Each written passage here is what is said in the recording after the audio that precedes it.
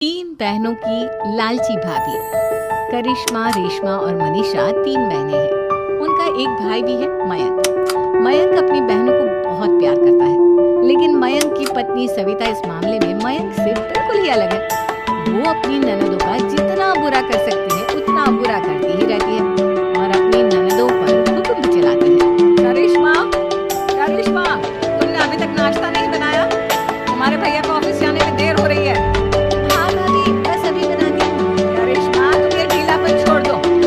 पराए घर जाना है, वहाँ अगर तुम इस तरह से काम करोगी तो लोग क्या कहेंगे? माँ ने और भाभी ने कुछ सिखाया नहीं। तो तुम्हारी दोनों बहनें कहाँ हैं? और मनीषा सो रही है। क्या? सुबह के 8 बज रहे हैं और ये महारानी अभी भी सो रही है?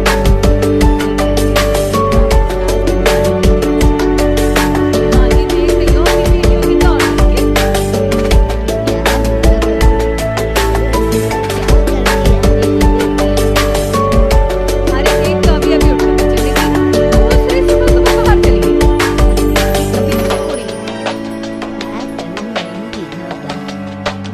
परेशान हो गई हूँ। जा जाकर उठा उसे और रेशमा से मैं बात करती हूँ।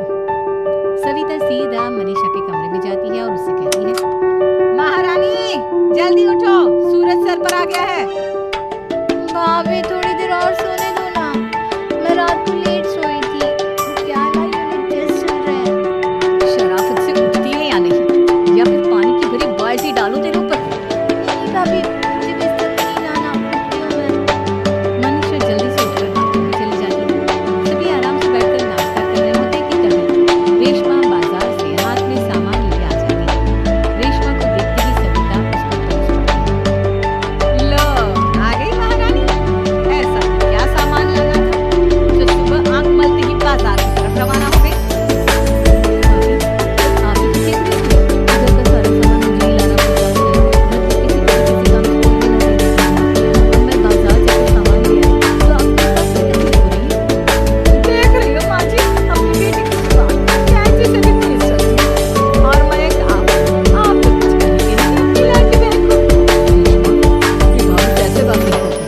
माफी मांगो। भैया मैं क्यों माफी मांगू? आप भाभी से बोलिए ना कि हम पर कम हुक्म चलाया करे।